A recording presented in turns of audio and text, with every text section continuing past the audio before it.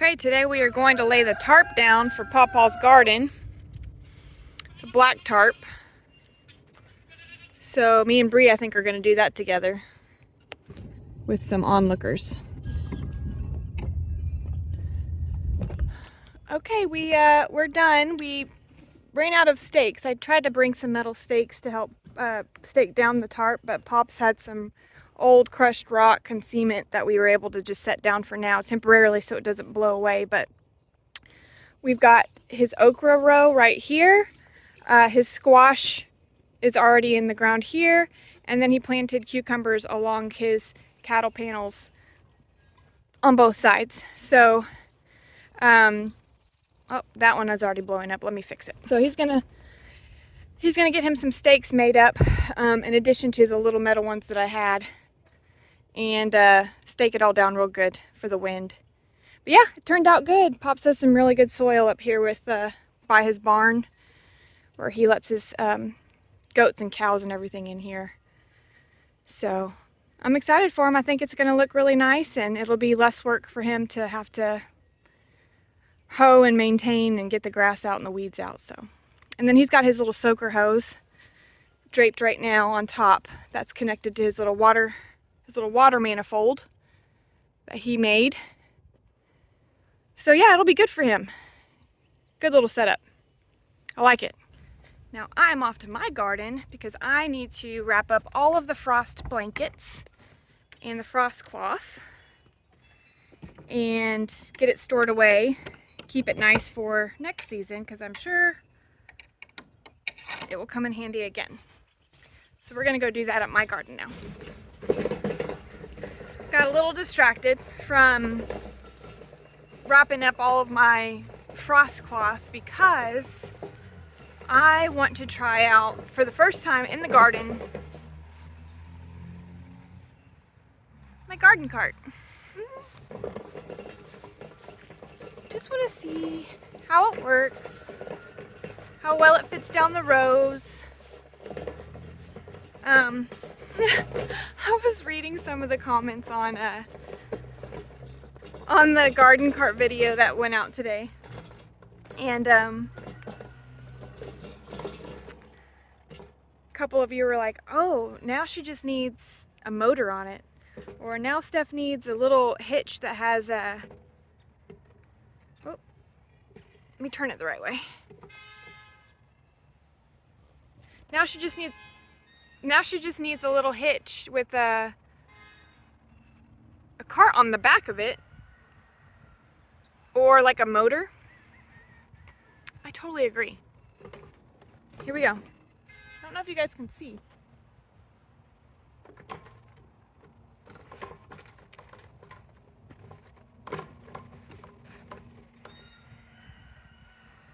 It's gonna work. Let me just try out the swivel seat.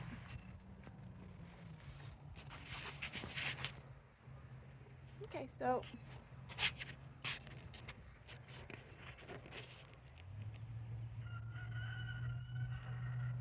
sitting sideways, I bet I could just like scooch. Yeah. Might take a little bit of a getting used to, but yeah, I'm just scooting sideways. Picking off flowers. It's a windy day today. I like this garden cart. It's gonna work out good.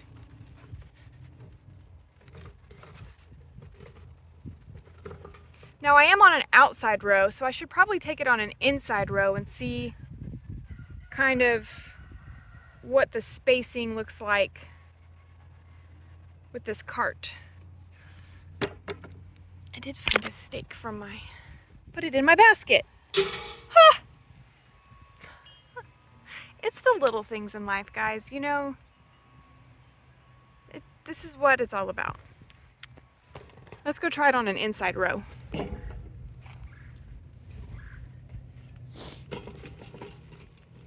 This is one of the more narrow rows, so it looks like it's going to be a good fit.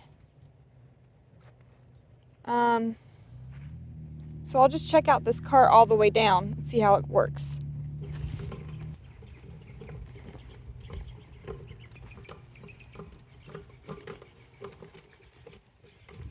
This is awesome.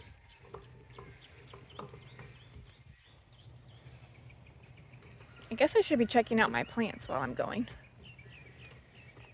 There's some dead leaves I need to trim off from the freeze. But I've left some of my split plants in the pots. Like some of you guys were wondering if I was going to try to put these plants in water, the ones that snapped off. I'm not going to try to do that. I'm just going to, the ones that snapped off, I'm just going to trash them, put them in my compost.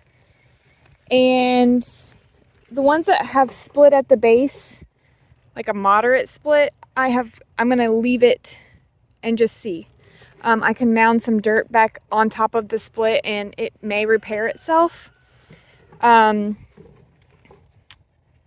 But the ones that were pretty severe, I didn't even want to really take the risk of trying to salvage it because I have a long growing season ahead of me. And if I had a shorter growing season ahead of me, I probably would have attempted to save them or struggled. But by the time they recovered enough to plant again, I don't know. I just don't know how they would do. So I just went ahead and started new seeds. I did leave some in the ground here just to see if anything would sprout from it.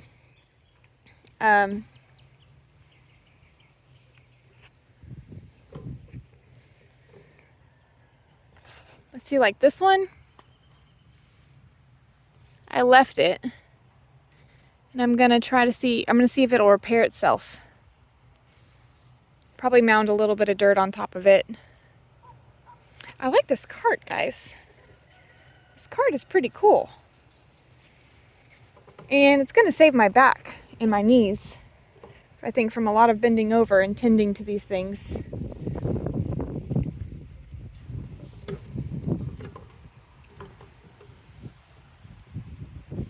Like what I do is I just go down the row and I pinch off. Ooh, it's kind of windy. I need to get my pruning shears for the leaves and stuff, but the ones that are more tender, I can just pinch these off. Oh my gosh. Windy today. Pinch off those flowers and fruit or vegetables for now until they're more established, especially after the freeze and the windstorm and everything, them trying to get established and growing. I just don't want them to focus on making vegetables right now. I'd rather them recover, but look, they're trying so hard. They're trying so hard. Not today. This is the hard part, picking off the flowers and the vegetables, because a lot of me just wants to let it go and grow and see them produce, but the gardener in me knows that that's not what is best for them today. I might actually have to come and stake some of these right now while they're flopping around in the wind to give them a little bit more support. I'd hate to lose more. Might be what I do while the wind is picking up, because it's just asking for trouble. All right, I'm gonna abandon this cart and go do that.